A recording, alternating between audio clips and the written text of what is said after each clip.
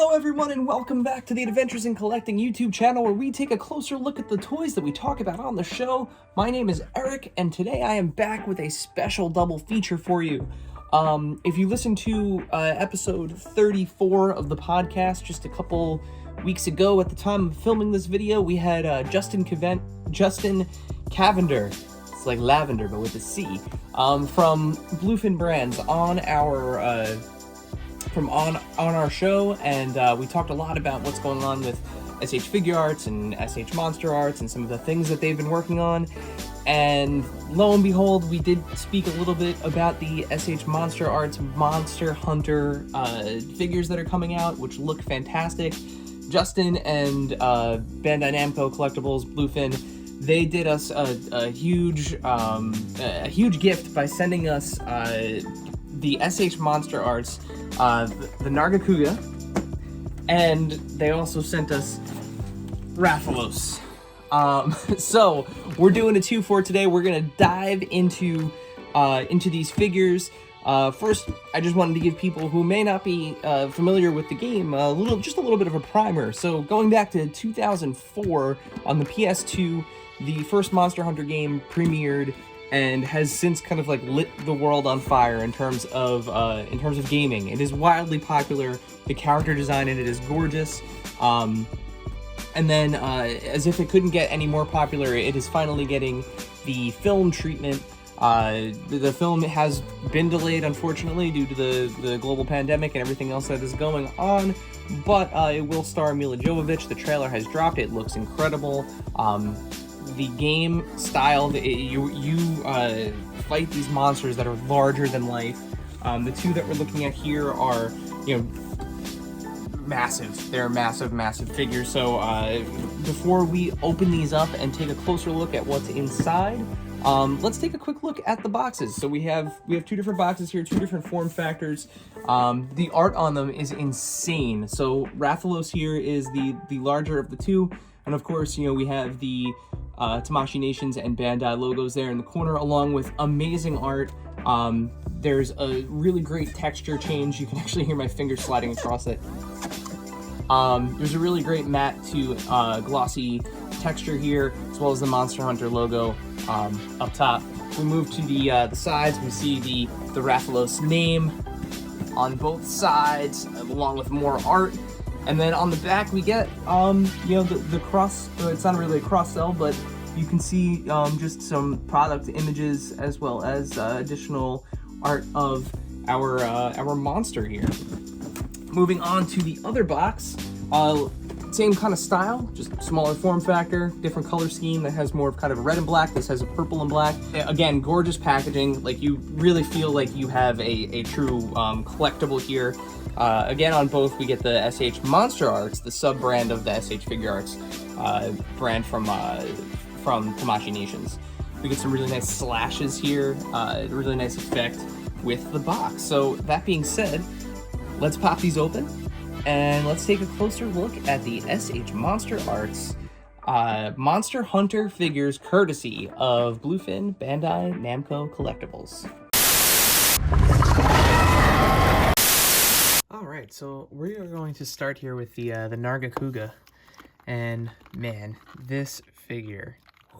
Okay, so before we get into the dragon here himself, let's put him in a more interesting pose there for a second.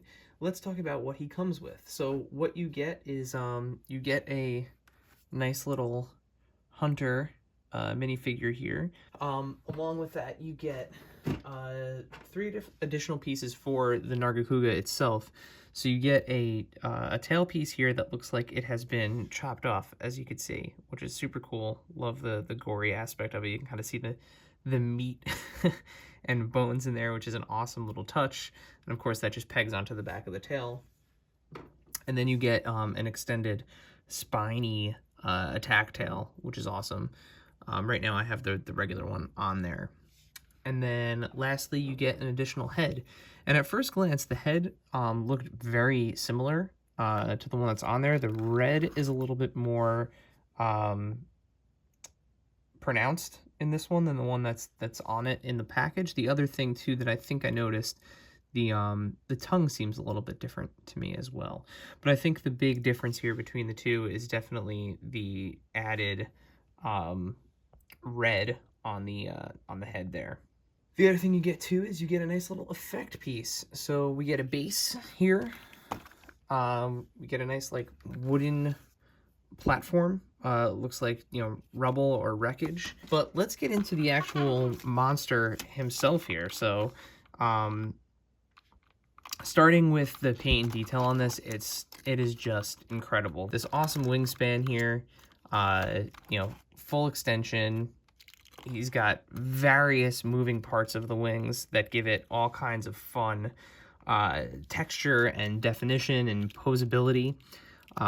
There is some really great paint detail, gradient work here. Moving on to his back, the hair and the fur is sculpted great throughout. There's a really nice kind of feel to everything too as you move him. The tail is nice and mobile.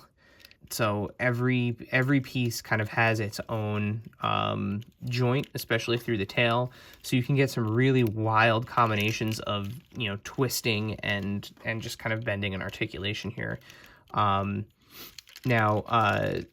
Moving down into the leg section here, same thing. So, you know, you have really nice movement here at the hip. You know, you get full rotation, you get a double jointed knee, you get rotation at both the ankle joint here as well as below the ankle. So like a double form of rotation there, as well as additional articulation at the actual toes.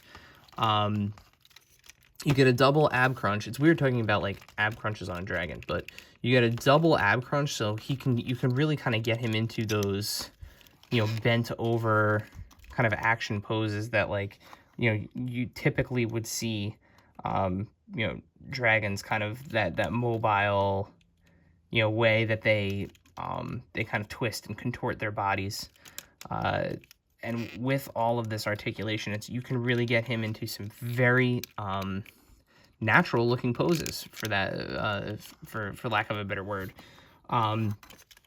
Moving up through the body, we have the neck here. The neck, again, we have double articulation, so you have a joint here as well as a joint here, and you can see all of the great scale work that's laid in over here. And what's really nice is the scale work actually continues into the joint. So as you move the neck around, I mean, yeah, like eventually you'll move to the point where you get a gap like you see there, but the joint work continues to a point that allows a significant level of articulation without breaking up the look of the figure, which is great for toy photography, hands down. Moving into the arms, you know, like I said, you have multiple flaps here for the pieces of his wing. You have this piece here that's attached to his hand that is actually on a ball joint, as well as an additional ball joint underneath. You can kind of move and shift these in various combinations to make it look, you know, to make it look like he's in a different position. The head, you get really nice mouth open. It gets really wide, great for a profile shot as well as head on. And the paint and detail continues into the mouth. So like all the way up into the roof of the mouth is painted, the tongue, the teeth. This is a mean looking dude. And, you know, he for sure is imposing. Now that being said, let's move on to the other guy. So if Nargacuga is big, then this guy is gigantic. So the Rathalos. You get two additional wing pieces here. Now I have not tried to attach these, so let's have a little experiment here. So these are like his fully extended wings. So I was sort of playing around with this before, but you have two sockets here on this side. And then, let me make sure I get the sides right here. So you have these two ball sockets, and then, you know, the wings have two sockets on them. Yeah, this is the right side. So with these on, you can really get that. And again, like you don't have to put them both on at the same time. You can use a combination. You know, kind of depends on what you're going for in terms of either your display or your photography. But I'm going to pop these two wings off here, and we're gonna put the two big ones on. And this might actually take up more room than I have in the light box with these two giant extended wings on, but we're gonna give it a shot. We're gonna give it the old try here. But this is him with his, we'll say, full extension. And yes, he is now officially too large for the light box. He does not fit, but you get this really cool patterning throughout the wings when they're fully extended. Again, you know, the joints, the detail, the way that everything kind of extends and fits together is, frankly, is an engineering feat. The spikes, the musculature, the scales, the articulation, the way that it kind of just fits in with everything else that he has. I mean, this is a massive, massive dragon. And the thing for me that is really cool about these figures, right? You know, these are accurate depictions of the monsters from the game, you know, from the universe. That they did a fantastic job with that. The thing for me that is really cool is, even if you are not necessarily a Monster Hunter super fan, if you are a 1/12 scale action figure collector, or even for that matter smaller 3 3/4 inch figures, this is just a sweet dragon, if nothing else. And I know that's, you know, obviously not the point. You know, this is meant to represent, you know, a beloved franchise, which I think it absolutely does. But at the same time, find me a better, more articulated dragon than one of these. One of the other pieces you get too is this really cool fire effect that just fits in his mouth and makes it look like he's breathing fire. It just kind of pegs into the back of his throat here. And then, much like the Nargacuga, you do get a flight stand with him. These two figures are a huge hit. They definitely succeed at what they, for me at least, what they set out to do. I'm really curious to see if they make some of the other monsters from the game. And, you know, again, like continuing with the Monster Arts line, you know, they have a series of Godzilla figures. You know, think about all the properties that, you know, Tamashii Nations makes product for, and you know, this is just a great example of an articulated dragon through and through, every single way. It's just gorgeous. Well, wow, I mean, what else can you say? I mean, look at these guys.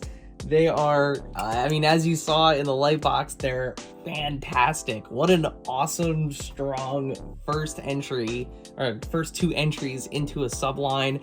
I mean, this, like, all right, so let me put it this way, right? So if you're a Monster Hunter fan, which I admittedly, like, I've played the game, you know, it is a fantastic video game. It is a great story. I feel like this is a big win.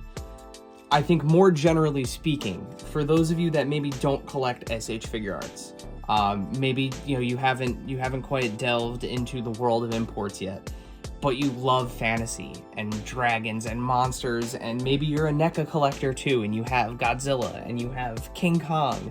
Just think about for a second how awesome it is to have a dragon figure like this. I mean, just the detail on both of these is exceptional. The amount of accessories, the built-in, the stands, the set pieces, the you know, like I said, the effects. It's just, these figures are incredible. They are absolutely incredible, and full disclosure, I would have been intimidated to, you know, to even get into these, you know, without speaking with Justin first and learning, you know, what Bandai Namco Collectibles and what Tamashii Nations is doing.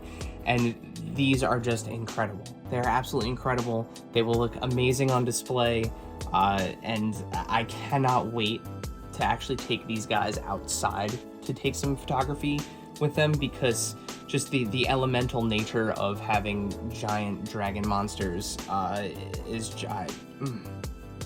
chef's kiss. To the folks at again, once again, to the folks at Bluefin, Bandai Namco Collectibles, Justin, thank you so much for sending these out. We're gonna have a blast with them. Absolutely gonna have a blast with them. That being said, make sure you smash that subscribe button down there, so that way you don't miss videos like this. We're constantly finding new things to take a closer look at, and we're always looking for new things to show you guys, and we want you to know about it. So hit that subscribe button, make sure you hit the bell icon, so that way you're notified when we post a new video. Make sure you're following us here at AIC_podcast on Instagram and Twitter, where we're constantly posting toy news, deals, reveals. I didn't mean to rhyme there, but I did, so there we go.